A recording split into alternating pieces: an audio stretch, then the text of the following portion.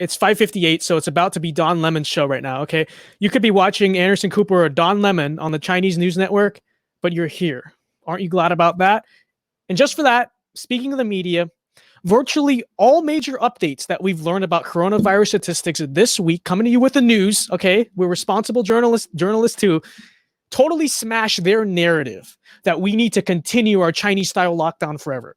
Firstly, antibody tests in Chicago, LA, and New York found that the infection rate was actually exponentially higher than what we previously thought, showing that it might be as much as 20. Let me change the banner real quick here. Is it time to reopen America? There we go. All right, there we go. Showing that the infection rate might actually be as much as 20 to 80 times higher than what we previously thought. So what does this tell us? Well, it puts the death rate significantly lower than what we previously believed. If this data holds, the actual death rate from coronavirus is between 0.1 to 0.6%. Now, every death is tragic. Certainly not denying that. But that's a way lower death rate than what we thought. Okay, 0.1%, that's around where the actual flu is. We don't shut down the economy every season for the flu.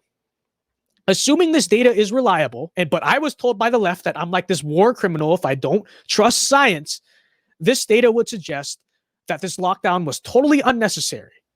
And that it's more than certainly time to get back to work, at least the low-risk people, get them back to work. But of course, both because they want to sensationalize and both because they want to destroy our economy, the news media has reported this science very little. Hey, it's not doomsday enough for them. It's actually suggests that maybe we should reopen the economy. Not going to happen. Also this week, our U.S. scientists, not some wacky communist Chinese scientists, our U.S. scientists found that heat and humidity are highly effective at killing the virus. That's also suggesting that with May right around the corner and summer on the horizon, the reopening of the U.S. economy should be imminent. But of course, again, the media reported this very little. Actually seemed quite skeptical of the science all of a sudden and tried to turn this into some crap about Trump instead of, actually reporting the science like they claim they do. We almost might remember that also the media ridiculed Trump for suggesting that it was possible that heat and humidity could kill the virus. Well, don't they look ridiculous now, huh? Our scientists also believe that we are now past the top of the curve. We are now flattening the curve, as we always talk about. Now, Sweden, who didn't lock down their country, may reach herd immunity in the course of a few weeks. Maybe we could learn something from the don't wreck your economy model. But of course, the downer news media doesn't want to report any of this, okay? They want to sensationalize, even if it wrecks our country. They want to keep telling you that things are totally out of control, but reality paints a much different picture. Today, Governor Kemp of Georgia appears to be following that Swedish model, reopening much of the economy today. Of course, against much of what we know so far. Democrats are calling him this murderous psychopath who doesn't care about people's well-beings. Now, we just did a long opening segment about how this lockdown is wrecking the economy and actually wrecking people's well-beings. We just talked about how the real death rate for this virus seems to be much lower than we thought. But again, if you go against the grain, if you oppose locking down the economy forever, you're a murderer, bad dude person. Could Kemp's decision be premature? Possibly it could. But what exactly do Democrats want politicians to do regarding these lockdowns? Because the reality is, once you reopen the economy, there's going to be a rise in infections no matter what. It doesn't matter. There's always going to be a rise in infections. The only way we could stop that is with a vaccine. And that's like 2 years away. So what exactly are politicians waiting for? Like how? When? Why? Democrat governors across this country have no answer to that question whatsoever. They have no end game for these lockdowns in sight, no target goal. It's just indefinite lockdown.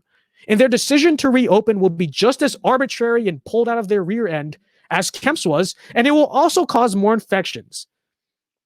But if they really think we can wait for a vaccine before going back, if that's like 2 years, then they're definitionally insane. Okay, we're not going to just sit around and wait for a vaccine. That's not happening. So what exactly are we waiting for? Now, if you think Kemp opened too soon, when do you think we should be opening? I mean, I'd expect that answer to just be pulled as much pulled out of your rear end, totally made up and arbitrary and subjective, as you claim Kemp's to be. What we do know is that the countries that have reopened their economies, Sweden, South Korea, Singapore, in short time have yet to face these mass deaths and just a total collapse of their system. Now, I'm sure that cases will increase, okay? Not saying they won't, but I have the feeling that Georgia is going to be just fine. Let me tell you that, okay? And one reason for that, because their healthcare system won't collapse.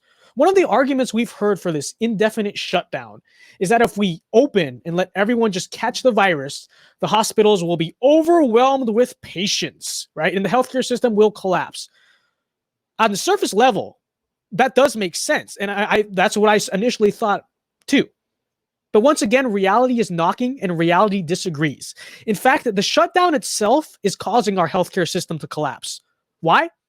Well, during the shutdown, hospitals have been ordered to put all elective procedures on hold, theoretically, to leave room open for coronavirus patients. Only problem is, elective procedures are where hospitals get most of their money. And because the government is subsidizing most of the coronavirus treatment that is taking place, well, you know how Medicare works. Due to this shutdown, it's reported that 1 in 4 rural hospitals in America are at risk of closing their doors. That'll end your whole healthcare system argument real quick. It's obvious. If you really want to keep the hospitals open, you have to keep the economy open. The fiscal effects of the economic shutdown are suffocating our healthcare system. Now, who's the one who doesn't care about human life? Furthermore, it's being reported that global shutdowns around the world could cause a global food shortage, maybe even famine. Not to mention that quarantine is causing a drastic increase in drug overdoses and suicides. Need I go further? It's not just possible, but highly likely that our cure might just be a little bit worse than the virus itself. But yeah, feel free to go on about how it's you that cares about human life, and me, because I'm thinking about reopening the country, I'm evil. It's me that's evil. That's real rich. Hey there, I'm glad you enjoyed this segment from my weekly show. If you want to watch the full weekly show, you can go watch it right now. That episode is up. And make sure, Fridays, 8:30 p.m. Eastern Time, 5:30 Pacific, make sure you tune in to my full weekly show. Glad you enjoyed this clip. I'll see you guys later.